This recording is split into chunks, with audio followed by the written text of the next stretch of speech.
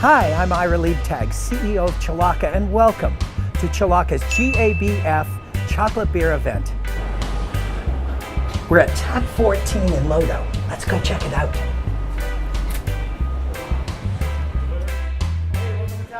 Hey. Having a beer? I am indeed. Right. Thank you very much.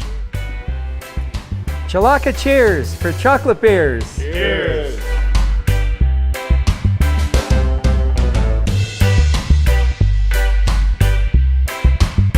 So today we're going to learn how to brew the best chocolate beer from the world's best brewmasters. Hi everybody, and thanks so much for joining us tonight for this kind of kickoff for the Great American Beer Festival. I have the great honor of having some very auspicious panel of brewmasters here tonight, and I'm just going to go and just bring them up one by one. This is Steve Brockwell. He is the brewmaster over at Lefthand. It's a staple in our state. Jeremy Gobien.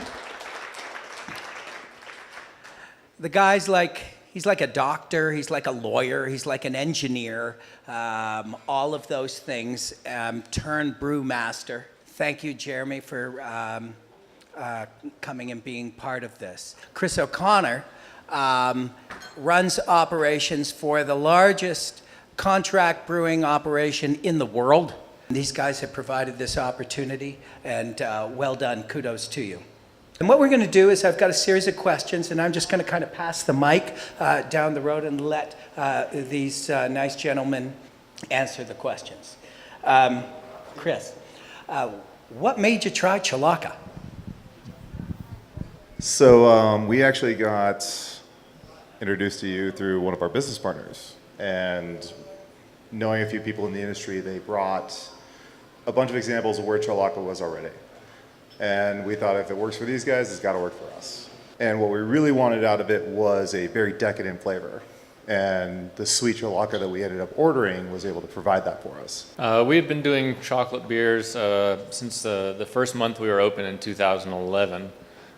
We had always bought cocoa nibs, so kind of crushed up cocoa. We started seeing negative results. We'd get a lot of fat out of the cocoa nibs, and it would have no foam retention at all.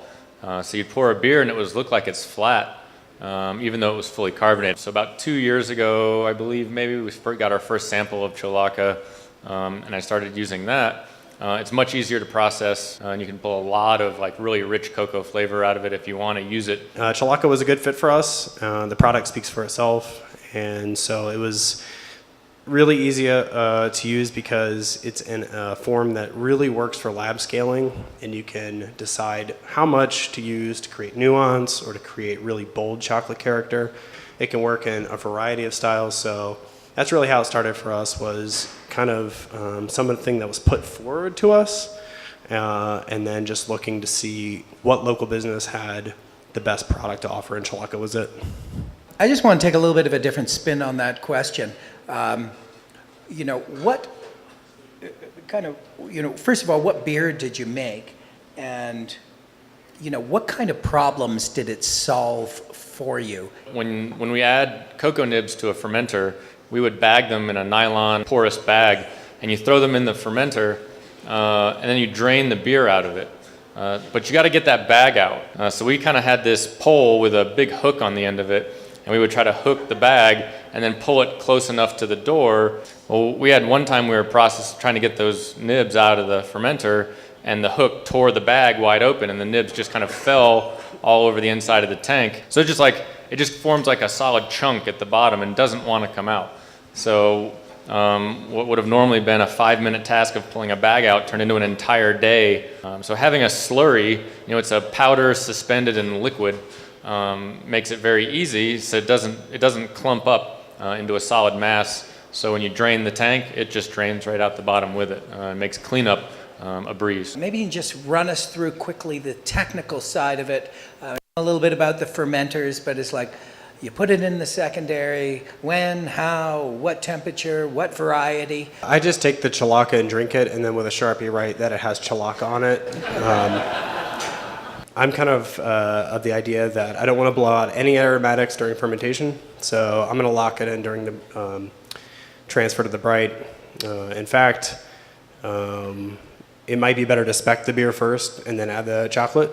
So as opposed to carbing the beer, nitrogenating, or whatever you're doing to spec the beer for package, get it in spec, then inject the chocolate any way you can, whether that's through a keg or whatever you guys use, Grundy. What I ended up doing was just purging a bright, dumping it in there, and then racking the beer into the bright. And just through racking, it helps mix it up quite a bit. And it really had a huge chocolate character. And that was probably 2/3 to a gallon of barrel or so. And that was the unsweetened. And a porter, it just shone. It was huge. Add it as late as possible. It's perfect for it. It's in liquid form. Just, make corrections for alcohol, whatever you got to do to make it happen, but it's really awesome. You've been talking about a lot of things that you've done. Maybe you could just share with everybody some of the things, some advice that you can give to the brewers, some of the caveats that you have, some of the challenges that you have, are things that they should be aware of. For us, I would say the biggest concern anytime you're working with any sort of additive is sterility. You want to make sure that any kind of time you're adding a secondary addition, you're doing it in the cleanliest way possible. And so one of the aspects of Chelaka being inherently pasteurized and clean is it mitigates a lot of that. But if you're going to add it late, anytime you're adding a fermentable, you need to be aware that you have to transfer it in a sterile fashion. Make sure your cleanliness practices are up to spec, and make sure you're not introducing anything that you didn't want in your beer in the first place. What's the future for your breweries and Chelaka? I always shied away from making chocolate beers because they never tasted like chocolate.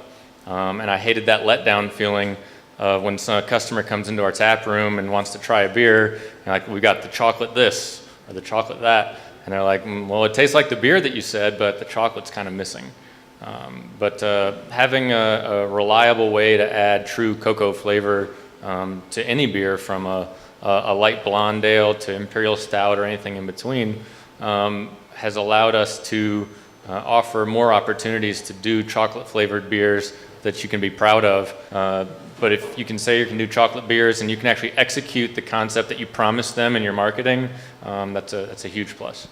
I just want to thank Chris and Jeremy and Steve for being here. Hope you guys have an amazing week. So thank you again. God bless you all.